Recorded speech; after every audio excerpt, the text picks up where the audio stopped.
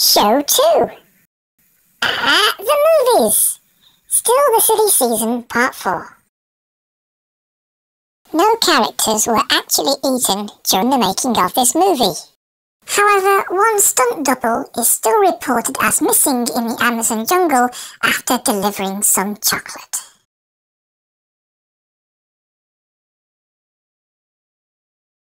This episode of Inside Tim's Phone is sponsored by SciTech, Communications, IT and Equipment. Inside Tim's Phone. Inside Tim's Phone. Inside Tim's Phone. Inside Tim's Phone. Inside Tim's Phone. Inside Tim's Phone. Inside Tim's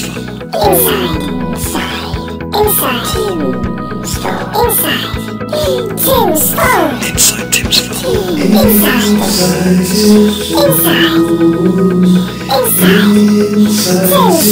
Inside Tim's Phone. Inside Tim's Phone. Inside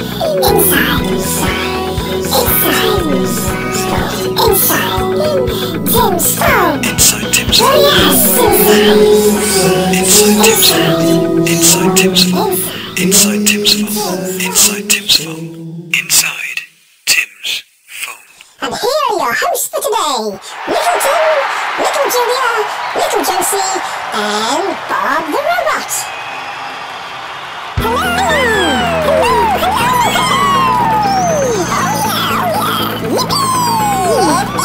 And welcome to a new show!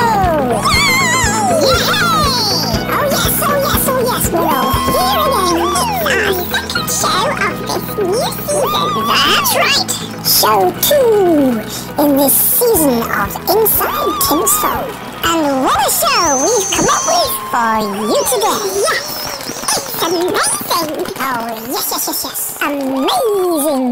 Yes. And the theme for this week's show is At the Movies! Oh, yes.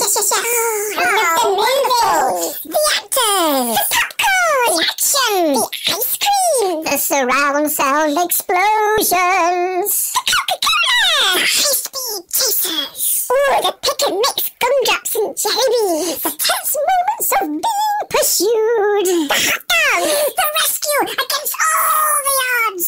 The burgers, fries, savoury dips and chocolate chip cookies! What? Are you just going to talk about food? Yes! The movies! Oh, okay. Do we go and see the same films? Oh, never mind. Don't answer that. Okay. So this week, we're going to be exploring storytelling through film and looking at the film industry and the different types of film and the way in which those films express themselves in different ways. Oh, it's going to be so exciting. And I do believe that our special guest this week is an absolutely mega blockbuster superstar. Don't forget to tell everyone what we've done to Bob the Robot. Oh, yes. And we have programmed Bob the Robot to listen to all that we have to say today on the show and to use all of that fantastic information from our discussions, from our sketches, to put together and to create one final fantastic film for us all to watch together. Isn't that wonderful? Yes. So that's something to really look forward to. Oh, what a fantastic end that's going to be. So, Bob, are you already listening to what we're saying? Yes, and you programmed these all up and running if I am listening. Ah, that's great. Now we can begin. However, before we start, we have a little something to share with you all. Yes! When Little Tim and I came into the studio this morning, we had a bit of a surprise. We certainly did. We found little Josie gone. A very strange contraption where she normally is, and a letter addressed to us that says, "Do not open until the start of the next show." Very strange indeed. So, Little Tim, I think we should open the letter. Yes, here we go. What does it say? Great Aunt Maud has left me some money. I'm off on a world cruise. Made this AI Josie bot last night before leaving It's my first attempt at AI, so I hope it all works fine. Might be a few teething problems. I'm sure you'll work them out. Wow! Be careful what you say when she first comes alive, because she is an AI robot. Hope you all have a wonderful time. I'll send you photographs of my world tour. And by the time you finish reading this letter at the start of the next show, my new Josie bot should be fully loaded and up and running. Well, clearly that's not going to happen. Then she ends by saying, love to you all, kiss kiss. What was that? Not sure, but I think that whatever Josie made last night is coming alive. Do you think it's going to eat us and then take over the world? No, it's not got a mouth, and it's just a box that can't move. Phew! So what's it going to do? I think we're about to find out.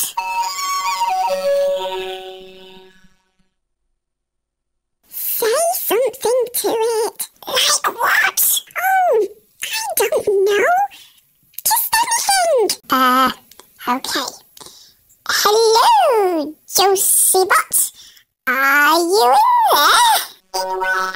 Ah, it spoke to me. Shall I try and say something? Yes, you go ahead. Hello, little Josie Bot. Little Josie Bot robot.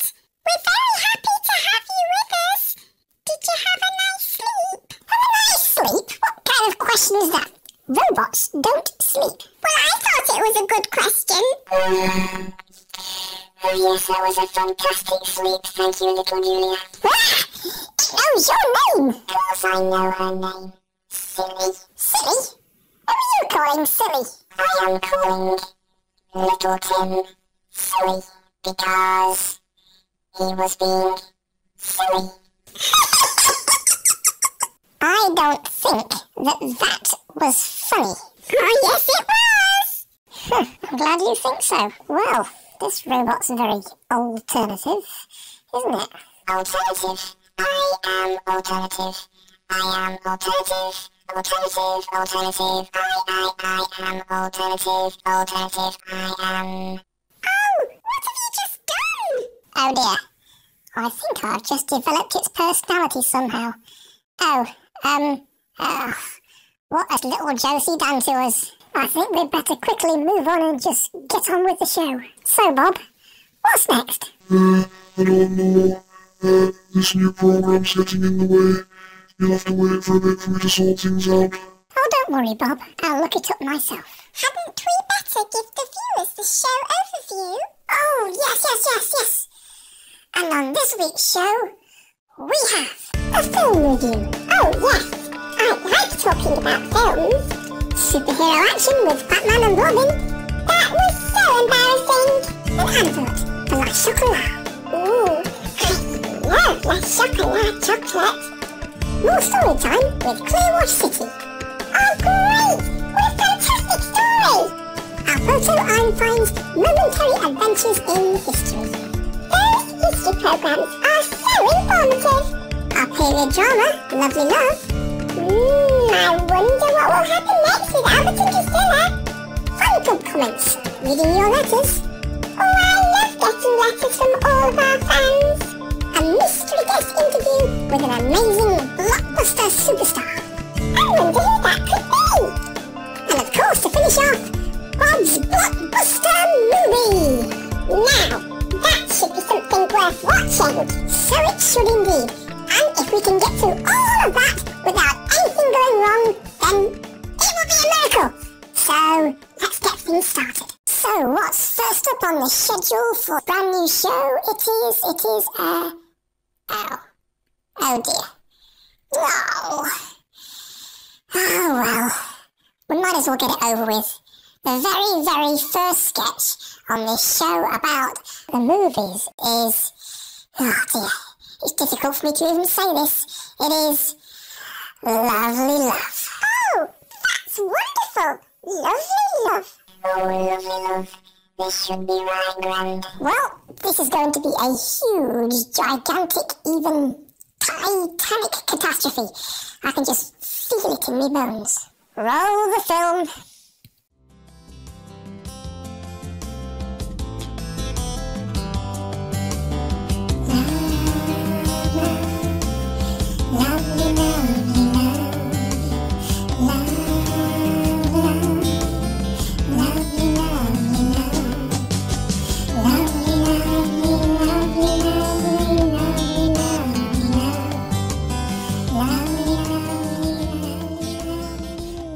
In this next exciting and thrilling episode of Lovely Love, we find Albert and Drusilla out sailing the seven seas.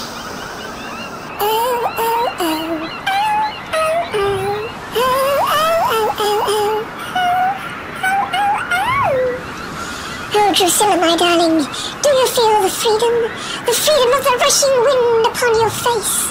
Do you feel the freedom of my hands around your waist? Do you feel, what do you feel? Everything feels so near. Everything feels so far. Near, far, where? Drusilla, my darling, where are you? Will Albert be able to find Drusilla again? Will Drusilla be able to tread water for days wearing an Edwardian outfit in that icy cold water? Find out next time in the next exciting episode of Lovely Love.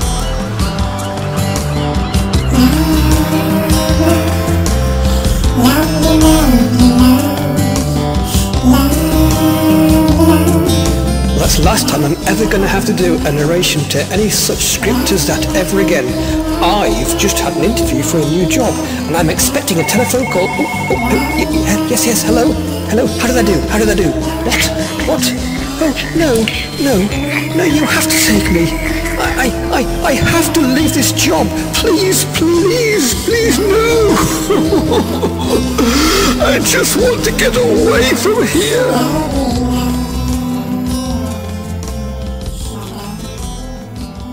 I really don't think that I'm ever going to get used to that sketch. Oh, Lovely Love just keeps getting better and better. An alternative to the phrase better and better are the words super duper or awesome. Both of these are words that little Josie might use. Okay, Bob, I take it you're all up and running again now? Oh, yes I am now, thank you very much. So, what's next? Up next, our film is on your review. Oh, excellent. Right. Why are you wearing those spectacles? Because it helps me play the part of an intellectual. An intellectual? Yes, an intellectual. Well, I think they look silly. Well, personally, I think that they fit me rather well. You look just the part. Oh, thank you, Josie, but I think that I might get to like you after all. You look very intelligent. Well, thank you again. You're a perfect example of how looks can be misleading. I shall definitely be ignoring that last comment. Welcome to our film genre review. So here we are, ready to talk about film and the intellectual impact that the movies have had on life, culture, the universe, and everything. Why are you talking in a funny voice? I'm being intellectual. Oh, I think that possibly the first thing to consider is the role of the character personalities that underpin each film and how the movie industry is dependent upon what may traditionally be called strong character roles. Oh yes, I love strong characters. Primarily, the role of the strong character is to be just that, strong. I love strong female roles, don't you? Mary Poppins, for example, is the perfect model of a strong female leading character. Mary Poppins? So when are we going to be talking about Mary Poppins? Well, I like her. I think she's wonderful. She's strong and forthright, and at the same time, she's caring and gentle, just like any nanny should be. And of course, we learn so many intellectual lessons from her, such as tidying your room with a click of your fingers, and laughing on the ceiling, and riding merry-go-round horses. Oh, don't forget how to dance on rooftops, how to walk on smoke across the sky, dancing with penguins, flying with an umbrella, and then there's a spoonful of Stop! We are not talking about Mary Poppins. Why not? We are here to talk about the intellectual impact of film on culture, not Mary Poppins. Mary Poppins, actually. Poppins, Poppins, same thing. No, it's not. Anyway, we are here to talk about the intellectual impact of the film industry on culture, so now we are going to talk about one of the most significant film series in modern history. It's full of action, strong and diverse characters, with continually changing storylines that twist and turn from week to week. We're going to talk about the A-Team. The A-Team? Yes, the A-Team. Is there an echo in here? Huh? Yes, the A-Team. That fabulous, dynamic quartet who saved the lives of so many needy individuals through the banner of justice and honour wherever they went. They were rubbish. Rubbish? Yes, they couldn't hit a thing. Bullets flying everywhere and no one gets hit. They're the worst shots in history. They were more like the B-Team who needed to spend a lot more time practicing on the target range. Well, it's a family show. You can't have people dying on a family show. They crashed the helicopter into the side of a cliff in one episode, and its front all blew up, and then it plummeted hundreds of feet below, and again crashed on the hard rocks at the foot of the cliff, and they still all got out of the helicopter without a scratch. Well, that's just artistic license, if you ask me. Anyway, back to the subject. We have 4 strong characters: Hannibal, B.A. Baracus, Face, and Murdoch. An alternative to those names are Cannibal, Maracus, Cheeky Chops, and Reebok. Zip it, Josiebot. Oh dear. Anyway, these 4 strong characters teach us to never give up. They teach us that you can fly around the world, from America to Asia, from Europe to China and Japan, beat shots and still win the day. An alternative to Japan is marzipan. Oh yes, marzipan is delicious. Eaten with lemon tea, it is quite a treat. Look, you two, I'm trying to have an intellectual discussion here. And so are we on Mary Poppins. The most significant character since John Boy Walton, in my view. Oh yes, John Boy, the love of my life. Excuse me. Do you think that they would be great side by side in a movie? Who? Mary Poppins and John Boy? Mary Poppins marries John Boy Walton. Marries? Oh no, I wouldn't like that. Excuse me. Why not? I think they'd make an excellent couple. No, they wouldn't. Why not? Because they wouldn't, that's why. Excuse me. Well, I think they would. Well, I know that they wouldn't. How do you know? I just do. That's not an argument. Well, perhaps I don't need an argument. I just know. Really? Really? Well, I think that... Okay, I give up. That's the review sketch totally ruined. Bob! What's next? Next up, it's a superheroes film. Now we can really get our teeth into some fantastic action movies. It's one of my favourite movies of all time, and my favourite superheroes of all time. It's Fatman and Blobbin.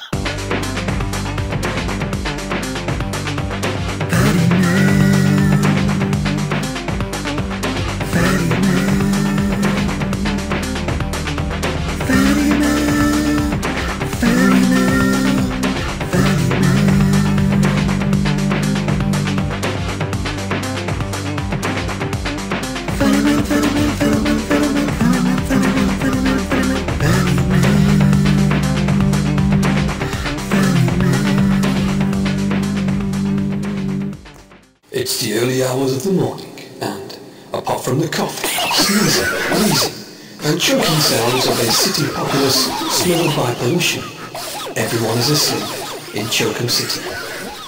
Nobody is stirring from their slumbers, and all is quiet except for the sound of crunch, crunch, munch, munch, chew, chew, swallow. Crunch, crunch, munch, munch, chew, chew, and swallow. Crunch, crunch, munch. Oh, you get the picture. Yes, we join our heroes, Fat Man and Blobbin, who are just finishing off a late-night snack that strangely turned into an all-night feast, and now is turning into an early morning breakfast. Fat Man is finishing off his 27th pizza, whilst Blobbin is sitting and devouring his 4,007th jelly baby. Now, they are both what we call blobbed out. Fat Man, I feel absolutely blobbed out. Well, I have to say to you, Blobbin, I couldn't agree with you more. You are blobbed. Well, Fat Man, I don't think that I should have had that 4,000th jelly baby. You can never have enough jelly babies, Blobbin. By the way, do we have any more pizza? That was pizza number 27 that you've just eaten, and we're totally out. Okay, Blobbin, this is an emergency. Time to get into the Flabmobile and to get some more food. After our conversation about jelly babies, I'm absolutely starving. Flabmobile on its way. Just then, the belly phone rings. Or should I say, wobbles. It's the belly phone, Fat Man! Shall I get it? Sure, Blobbin, because, to be honest, after all that pizza, I can't even move. Perhaps you should have stopped eating after pizza number 20. It's the domino effect, Blobbin. The domino effect? Yes, the domino effect. You have one pizza, then two, then three, then 5, then 10, then 20, and they all come tumbling one after the other. I like Domino's pizzas too! Don't we all, Blobbin? Don't we all? So Blobbin picks up the phone and hears the voice of Commissioner Jello with terrible news. It's Commissioner Jello, Fat Man! Put him on the speakerphone, Blobbin. I still can't get off the couch. Oh, Fat Man and Blobbin, we need your help. Fat Cat the cat burglar has burgled all of the cats in the city and placed them in the mall. All of the cats are delirious from a high dose of catnip and cannot move from their docile state. He's also suspended a super bomb from the mall ceiling. Every second, the bomb drops one notch on his chain. Across the bomb is a network of squeaky mice. As soon as the bomb gets low enough for the cats to reach it, they'll jump all over it and set the bomb off. On top of that, Fat Cat has sent a text message to every feline lover who has had their cat burgled. They're all rushing down there to save their cats and at the same time are demanding that we give in to Fat Cat's demands. Commissioner Jello, what are Fat Cat's demands? Just these. $50 million, a free 5-year subscription to Goodbye Magazine, a packet of peanuts, 2 sherbet lemons, and 4,264 jelly babies. That's a very high price to pay. Too many jelly babies. You can never have too many jelly babies, Blobbin. Can you help us? Of course we can, Commissioner Jello. We'll be on the job right away. Well, as soon as I finish eating this pizza.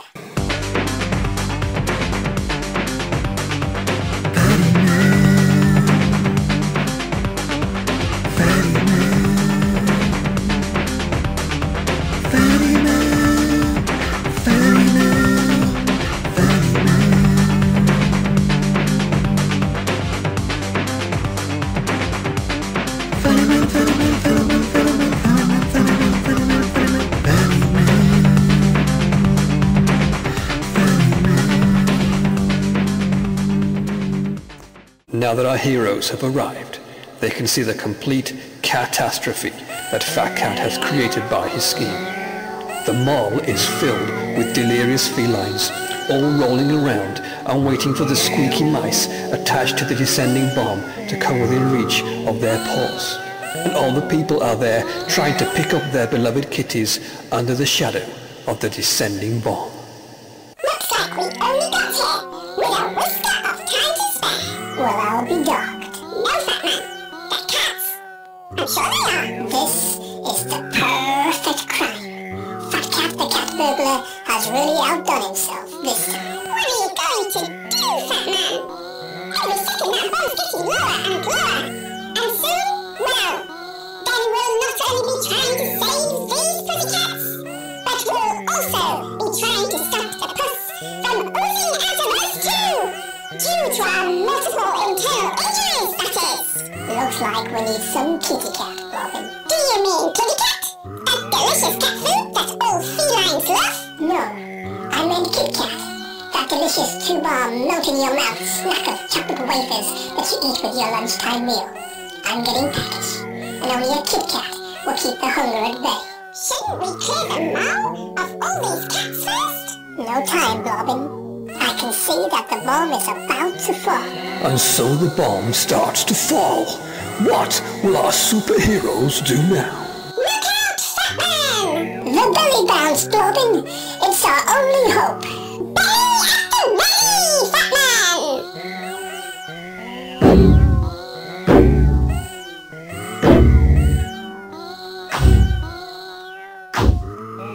Quick, Fat Man! Pull out the detonator! Blobbin, you know that I don't do anything quick. Oh, I'll do it! Well done. Well done, Blobbin. Looks like our work here is over.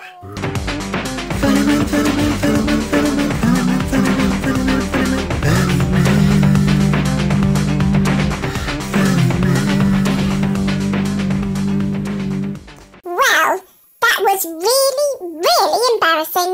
Oh, that was super duper, fabulous, brilliant, awesome, wunderbar.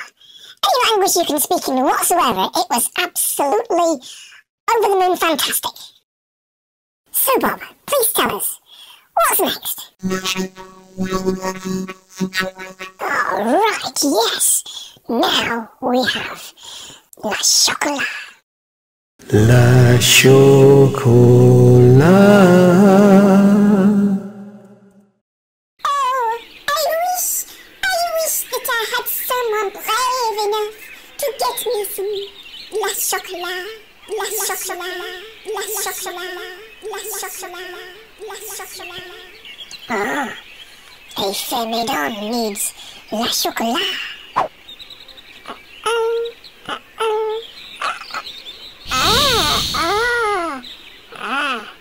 La Chocolat, La Chocolat, La Chocolat, La Chocolat,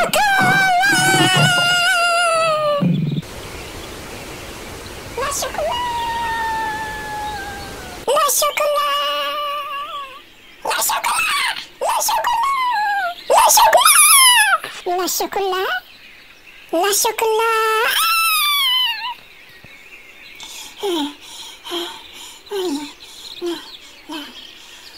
La Chocolat, madame.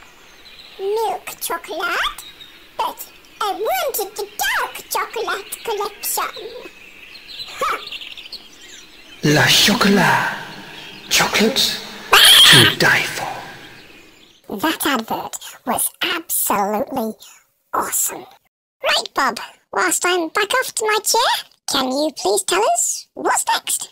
Next up, Alberto Einstein and his momentary adventures in history. And now, we're going to go over to another room inside Tim's phone, where we're going to meet the world-famous scientist and historian, Alberto Einstein, who will be using his time machine to teach us a little more about history, though his report will have a movies theme attached to it to keep it in line with this week's show.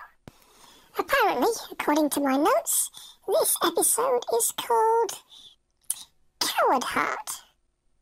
So, hello, Alberto, and how are you? I'm fine. Ah, great. So, without further ado, the floor is all yours. Welcome to Alberto Einstein's momentary adventures in history. Today we are going to be looking at the moment of decision that caused Hadrian's Wall to be built. Hadrian's Wall can still be seen today if you visit Great Britain, separating England from Scotland. You can drive to it and see it for yourself, though it's only a broken down ruin and doesn't function as a wall anymore. It was built by the Roman Emperor Hadrian, who started its construction in AD 122 to keep the fierce and terrible blue-faced Picts out and his Roman troops safe. Now, we are going to look back in time to see how it all happened. So off we go!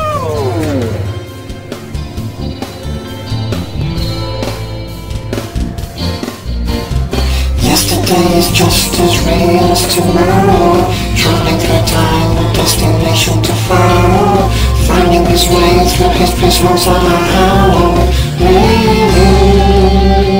A portal I found is traveling through time. A portal I found is traveling through time.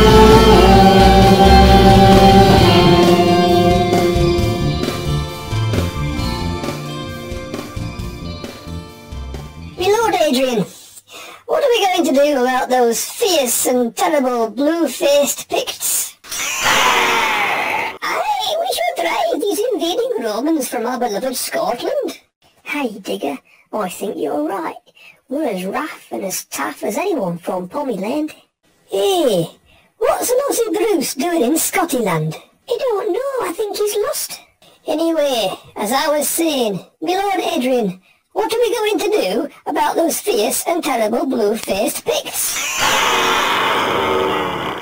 And I also hear the weather is very cold, windy, rainy, and there are lots of midges in springtime that will swarm around your head and suck your blood. They do look awfully fierce, don't they? And southern England is a lot friendlier and so much warmer. What does everyone else think? Build that wall, build that wall, build that wall, build that wall, build that wall, build that wall, build that wall, build that wall, build that wall. So that is how the decision was made in a moment of time to build Hadrian's Wall. And on the same day the great legend of Coward Heart also began. Bye for now. And I'll see you again soon on Alberto Einstein's Momentary Adventures in History. Well, I really don't quite know what to say after that. Dear viewers, I'd just like to say that the presentation that you've just seen may not be completely historically accurate. Thank you. Okay, Bob, what's next? Next up, mystery guest interview time. Oh, yes. I'm so looking forward to this event because I'm told that today we have a world-famous blockbuster superstar to interview. Oh, yes, we do. I'll have the name coming up on screen for me in just a moment. It is Arthur Schwarzenegger. Oh, that doesn't sound right. Of course it's right. Arthur Schwarzenegger. Don't you mean No, Arthur Schwarzenegger. He's an amazing person, don't you know? I have a really bad feeling about this. Now, I am Arthur Schwarzenegger. Go on. Ask me a question and I will answer. So, Arthur Schwarzenegger, can you please tell us a little bit about yourself? My name is Arthur Schwarzenegger. I'm very short and I snigger a lot. And what are you most famous for? Well, my work is very, how shall I say it, hair-raising. Ah, you mean hair-raising because of all of the tough characters, great storylines, car chases, plane crashes, big explosions, excellent one-line statements, and amazing special effects for people to watch? Not quite. What do you mean, not quite? Well, I'll give you a clue.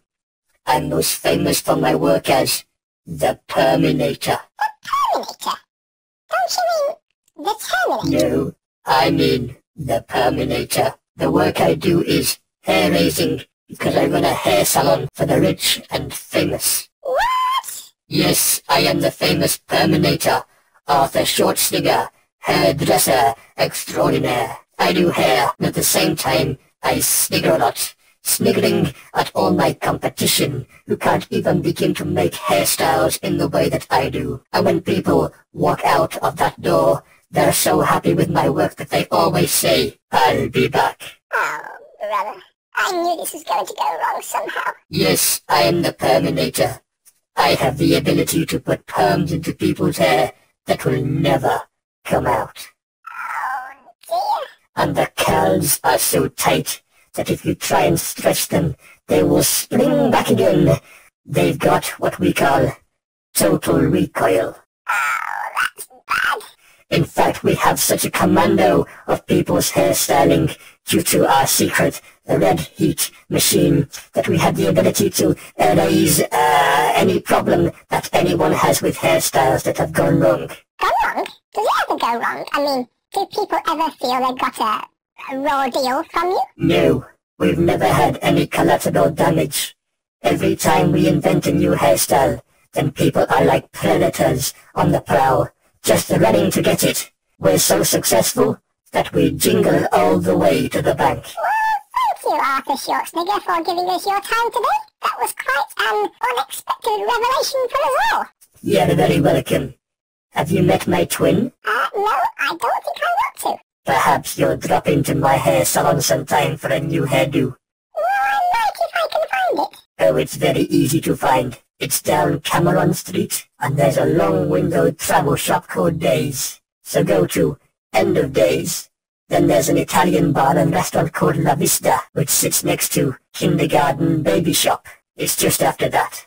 So, down Cameron Street, past End of Days, then La Vista and Baby Shop. That's right. Down Cameron Street, past End of Days, then after La Vista and Baby Shop. Down Cameron Street, then after La Vista Baby. You said it. After La Vista Baby.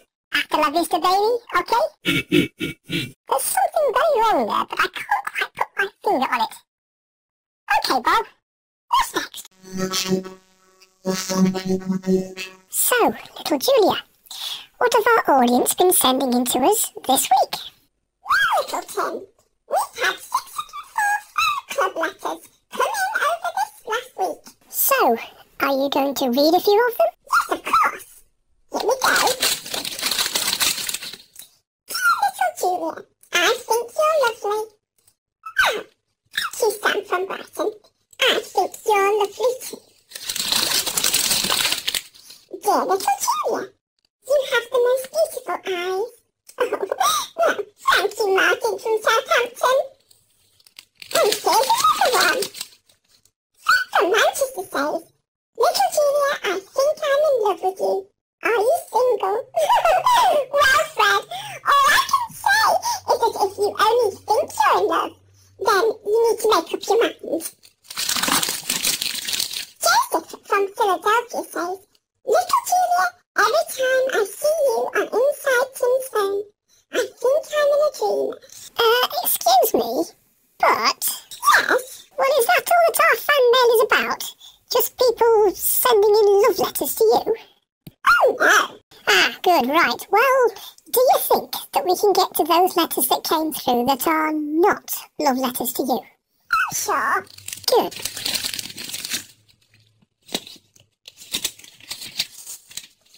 There are a few of them at the bottom of the pile here. A few of them? Yes, you need to be glad that there aren't more. Here they are. Right, first we have a letter from Kirsten from Washington. She says, little Tim, I find your exuberant, effervescent, energetic, and irksome attitude towards the show rather irritating. Oh dear. Then there's Sarah and Steve from Perth in Australia. They say, little Tim, shut up and give little Julia more space to say things. Oh no. Then there's Sally, Steve, Brian, Stacey, Robert and Suzanne from California, who all say, little Tim, we sometimes get so annoyed. All right, that's enough. And finally, we have one other letter here from your mother, who wants to know when you're coming round to fix the fence. Is that it? Yes. Now, let's get down to reading the rest of those letters sent to me. Love you from Thomas. Love you gorgeous from Mark. I love the sound of your voice from James. You're a beauty from Angus. Wow, what a girl from Goran. Little Julia, are you ever going to visit Bulgaria? Hope you do. Love to you from the Bulgarian Bachelor Society. You are the girl of my dreams from Darren in South Africa.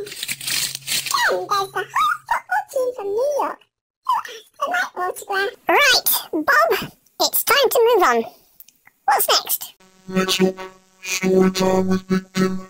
Hello everyone. It's Big Tim, everybody! Oh, Big Tim! Hello, Big Tim. You don't look very, happy. Is anything wrong? That's right, little Tim and little Julia and whatever that contraption is that's next to you. I'm not happy. And can you guess why?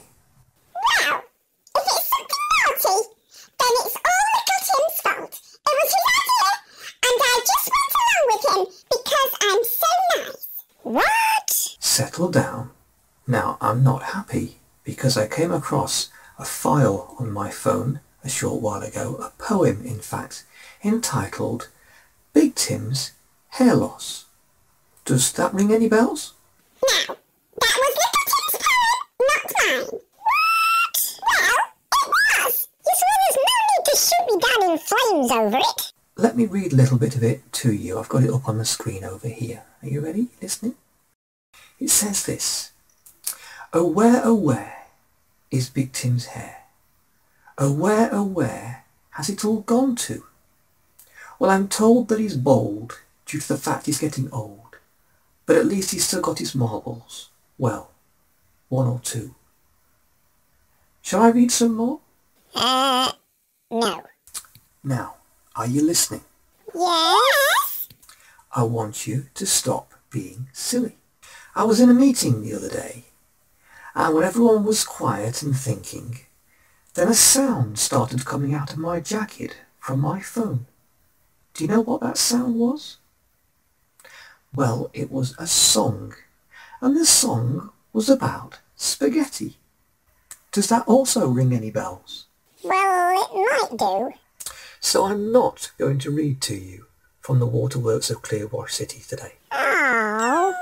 You'll have to wait a few days until I know that you've behaved yourselves. Yes, Big Tim. All right, now I'm off because I've got lots to do. Be good, and then I'll start reading to you again. All right. Bye-bye, Big Tim. Bye, Big Tim. Oh, well, better get on with the show. Okay, Bob, what's next? Next up, Bob's Blockbuster movie. That's me. Oh, yes. This is going to be so amazing. Now, just a reminder, Bob has been recording everything on the show and has turned it all into a movie for us to see. Now, Bob, you're not going to use any of that soppy Mary Poppins talk that happened earlier in the show, are you? Yes, I'm using everything. Everything? I have recorded everything that has been said on the show and have randomly selected from it to create a totally new movie. Oh dear. Does the movie have a name? Yep. I've based the movie's name and much of its contents on your film genre review sketch. Oh, great. So, might your movie be based upon the A-Team? Nope. The B-Team. The B-Team? Oh no! Here are a selection of clips that I've used from today's show in order to make Bob's Blockbuster movie. Too many jellybabies and intellectual. Alternative to those names are... I'll be back. Everything feels so near. They were more like the B-Teams. How do you know? Excuse me.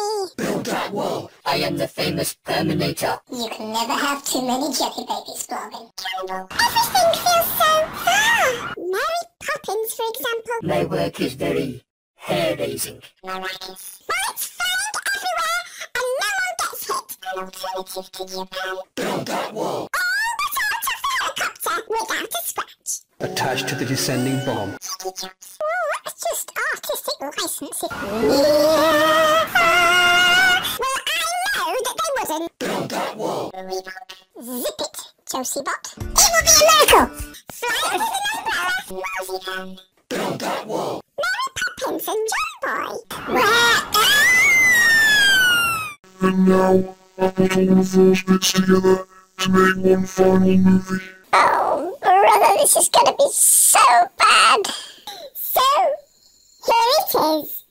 Bob's Blockbuster Movie! In 1972, a crackpot foursome were credited with a job that they did not do. Now unable to escape their fame, and with a false reputation for being competent, they live as soldiers of misfortune. If you have a problematic problem, and you've really got no one else to turn to, then you may wish to try the B-Team. Missed me! What rotten shots you are! Missed again! Oh, missed again! Still missing me! You missed me, you missed me, you missed me, you missed me!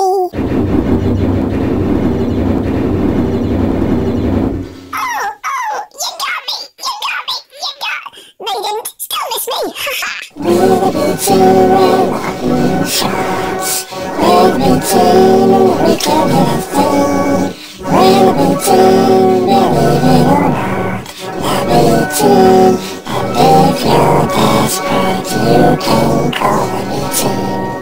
I thought you said you could fly this thing. I thought you said you were a pilot. I am not a pilot. I said I was running a pilot scheme. A pilot scheme? Yes, a pilot scheme. I am an intellectual. Can't you see these glasses that I am wearing? They show that I am an intellectual. Well, I hate to break up this deep and meaningful, heart-sharing moment, gentlemen, but if you hadn't noticed, this chopper is going down. I was also about to point that out.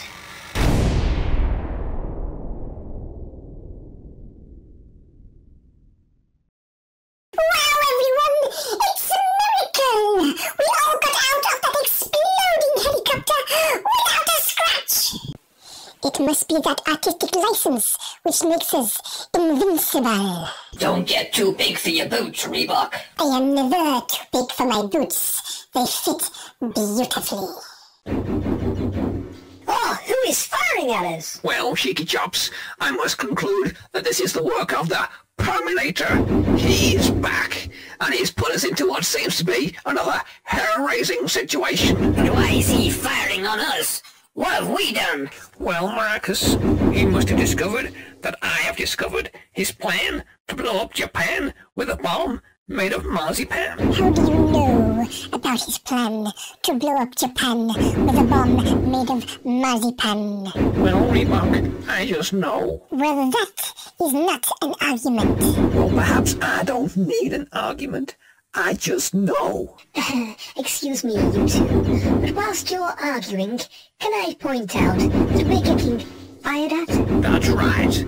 Maracas, get your maracas out and use them to deflect some of these bullets. I don't need to deflect the bullets. No one ever gets hit by bullets in our shows anyway. Excuse me, but can I point out that we still need to get out of here?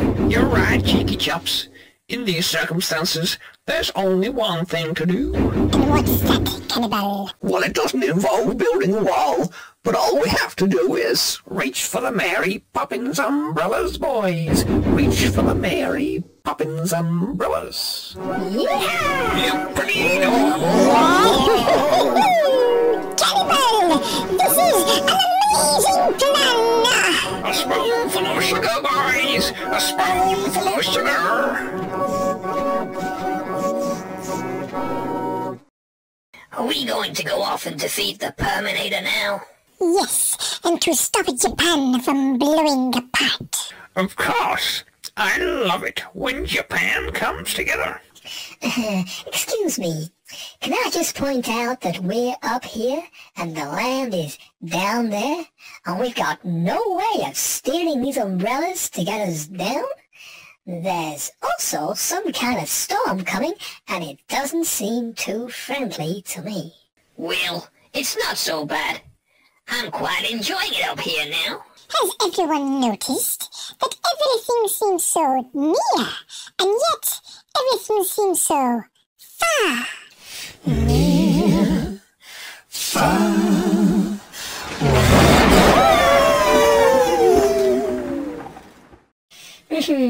Now that looks really painful. Oh well. At least I can eat my chocolate bar in peace without having to share it with anyone. Here it is. Oh, that delicious La Chocolat.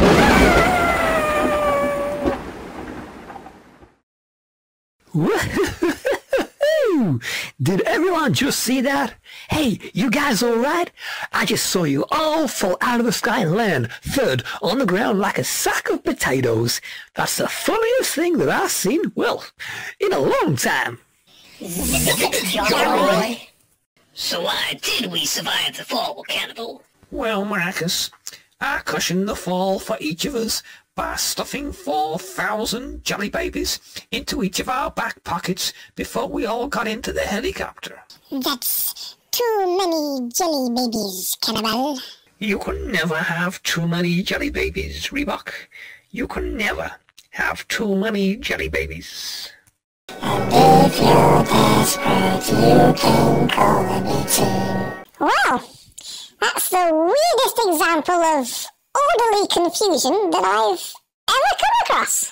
Oh, that was great! Thank you so much, Bob, for such a wonderful ending. And you put John Boy in it, just for me. You're very welcome. Well, that just about rounds up this At the Movie Show. You've been watching Inside Tim's Phone. Goodbye!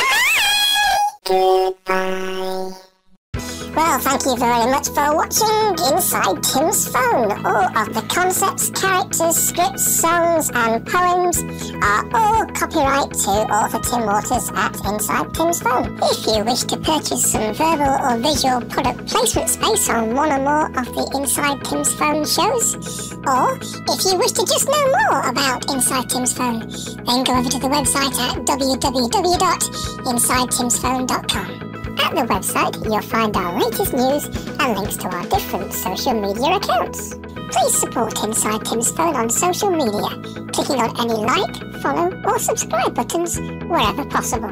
Not all products highlighted on this episode of Inside Tim's Phone are available globally. You can, however, purchase the Waterworks of Clearwash City on Amazon, which is available around the world. Visit the website at www.clearwashcity.com to find out more. Inside Tim's Phone will be back with a new show very soon. Until then, cheerio for now. The concept and content of Inside Tim's Phone was created, drawn, animated, directed, edited, produced, voiced over and acted by the author Tim Waters, along with voiceover contributions by Julia and Josie Waters. Tim was also helped by 4 computer packages in the creation of this film and sustained by lemonade and multiple packets of peanuts. Many of the background images for the sketches were sourced from the Unsplash website, and some of the sounds added to the film's audio were sourced from the Zapsplat website. All of the characters, the help desk, Bob the Robot and the Flutter Machine were drawn by Tim Waters. Other images used to create the main set and its various components are iStock purchased items. Inside Tim's Phone. Copyright Timothy J. Waters, author Tim Waters, all rights reserved.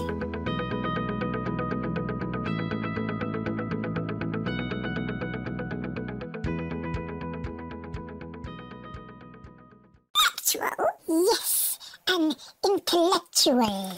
Oh, that's wonderful. Thank you ever so much. Well, personally, I think that they fit me rather well. You look just the part. Oh, thank you, Josie, but I think that I might get to like you after all. You look very intelligent. Well, thank you again. You're a perfect example of how looks can be misleading.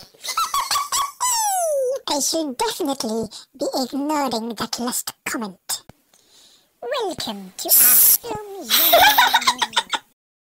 This episode of Inside Tim's Phone is sponsored by SciTech, Communications, IT and Equipment.